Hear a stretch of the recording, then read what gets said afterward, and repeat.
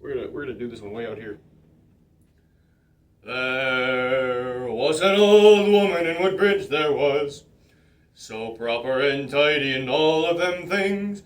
She would wander all day with her duster in hand. She was one of those women who clean where they stand. And while she is at it, she sings, boys. And while she is at it, she sings. And you sing too.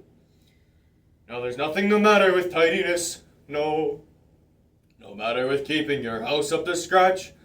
But these bins were located inside of a yard where a Doberman pincher was prowling on guard. Trained to kill if you lifted the latch, boys. Trained to kill if you lifted the latch. Now it's all very well to protect what is yours, and it's better not leaving temptation around. But a job on the dust is rewarding enough, and there's nothing like taking the smooth with the rough. To be savaged by some bloody hound, boys. To be savaged by some bloody hound. Now this Doberman pincher would play in the yard, but a couple of old tennis balls was his game. In his make-believe game, it's himself that he saw as the world's only dog with a bionic jaw. And that's when the garbage man came, boys. And that's when the garbage man came.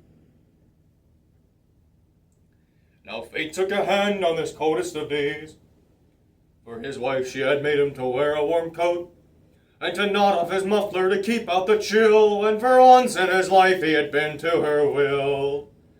But the dog couldn't get at his throat, boys.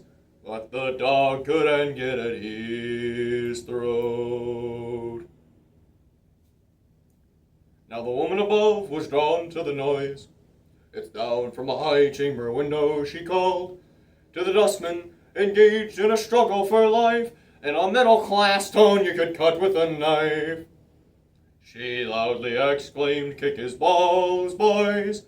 She loudly exclaimed, "Kick his balls!"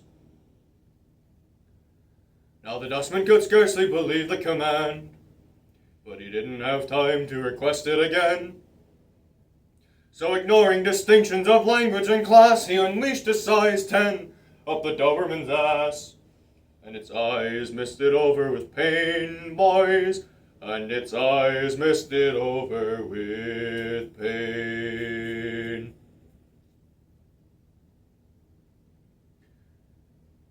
Now imagine the silence that followed that blow, with the command ringing on in the poor dustman's ears.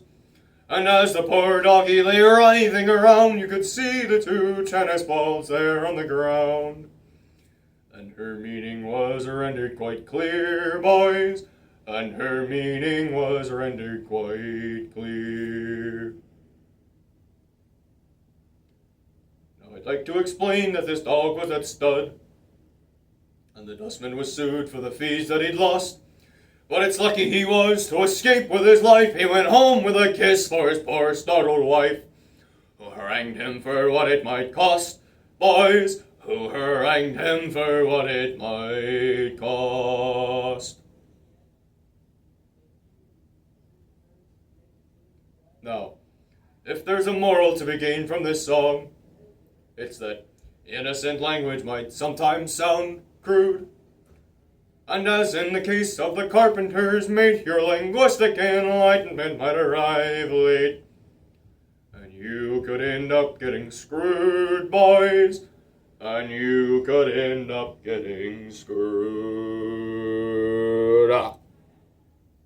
Cheers.